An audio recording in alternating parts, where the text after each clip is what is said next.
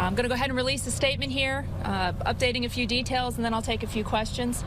Please keep in mind, we're less than 5 hours into this investigation, and so we're going to probably leave you with more questions than answers because we've got a lot of the investigation to do, and these things do take time, so we appreciate your patience with us. The Virginia State Police and the Bath County Sheriff's Office are still on scene at this time, investigating an assault that occurred at Senator Cregh's residence in Bath County. State Police and Bath County deputies responded at 7:25 Tuesday morning to a 911 call for a residence on Vineyard Drive in the Millboro community of Bath County. Troopers and Bath County deputies arrived to find Senator Deeds stabbed multiple times about the head and upper torso. He was flown from the scene to the University of Virginia Hospital in Charlottesville, where he is right now, and he's being treated for serious injuries. Senator Deeds' son, Gus Deeds, age 24, also of Millboro, was found inside the residence, suffering from life-threatening injuries associated with a gunshot wound.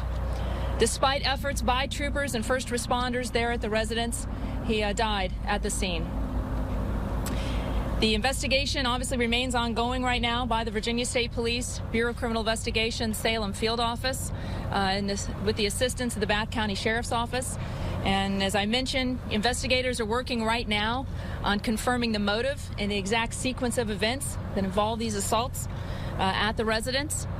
We're less than 5 hours into the investigation. There's still a lot of work to be done, and we'll release more details once we're at that stage where we can confirm the facts and release them at this time.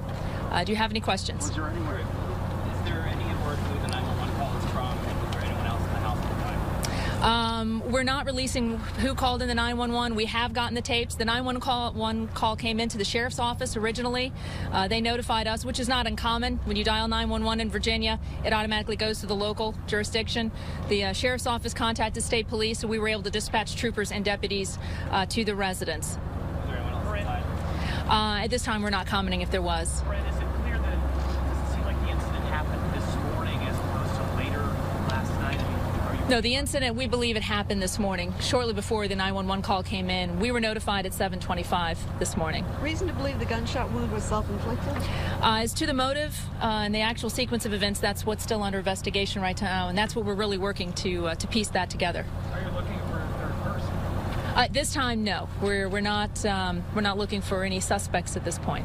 Was this a permanent residence of both the senator and his son, Gus? It was the permanent residence for Senator Deeds. I'm not sure about his son. I know his son lived in Millboro. He does have a Millboro address, but I'm not certain of that at this point. Just for clarity, you identified Senator Deeds' son as Gus, which is commonly referred to, but we're talking about Austin Deeds. Yes, I'm sorry. That's the information I gotten was he goes by Gus. Yes, it's his son. I believe he has 4 children, and it's his only son, I believe. Was there anyone else at the house this morning? Actually, I don't know at this point. I don't have that information. Does the son have any kind of a criminal record? Oh, we can't comment on any kind of criminal history. State law actually prohibits that in Virginia. Creigh, can you tell us about the condition of Senator Deeds at this stage? Unfortunately, due to HIPAA prohibitions, we're not able to get any details. He does have serious injuries. You'll have to contact the hospital to find out what they classify as his condition at this point. His family is there at the hospital. We have state troopers at the hospital with the family, and we'll remain there to support them any way we can and provide them with whatever assistance they need. Was Senator Deeds able to say anything to troopers or first responders? Is he capable of? Yes, he has made some statements to our folks, to the investigators and so forth, but I can't comment obviously on what those are at this point. Brent, was no Whitehall at the time? I don't know. I don't have that information. Anyone else in the home? Again, I don't know. I just basically what I've got is what I've just released. I know you guys have said have probably more questions and answers at this point, but we're still very early into the investigation. But to come back to Jim's question about whether he made statements, so he was alert at the time. Yes, he has been able to talk and with our investigators and the troopers. Was that early in the morning, or is that since he's been at the hospital? Both. Creigh, to be clear though, you're not seeking any other suspects? No, we're not seeking any suspect at this time. Oh, yes. Did you say who made the 911 call? No, we're not identifying who made the 911 call. I just said it did come in originally to the sheriff's office, and then the sheriff's office dispatched their deputies as well as contacted state police immediately, and we dispatched our troopers. Did it come from the home, from the residence, or from another? I'm not sure where exactly the 911 call was placed from. Just so I'm clear, Austin or Gus was inside the house. Yes, he was located inside Senator Deeds' residence. Was Senator Deeds located inside as well, or was he outside? I'm not sure as to his exact location of when troopers arrived on scene. I'm not sure. When you say, you've only been investigating for 5 hours, help us to understand what sorts of questions you have to answer and why this is so tricky. Well, unfortunately, it's not like a TV show where you can have the entire case wrapped up in an hour. It's a very complex investigation treated like any incident we respond to. There's a substantial amount of evidence that must be collected and maintained. And, of course, that's ought to be sent off to the state lab and so forth. You've got various interviews you've got to seek out. It's a very complex investigation, just like any kind of criminal investigation state police conduct, and these things do take time. So we appreciate everybody's patience. Will further information be coming out of this office? Yes, we'll probably hold another press briefing later today. Hopefully we'll have some more details that we can share with everybody. So, I don't know. Hadn't gotten that far yet. I just got through this one. I was thinking maybe 3. Does that work kind of good for folks and deadlines later today? Thanks, Creigh. Hopefully within 3 hours I'll have some more information. Why UVA medical and not Fletcher Hospital? I don't know.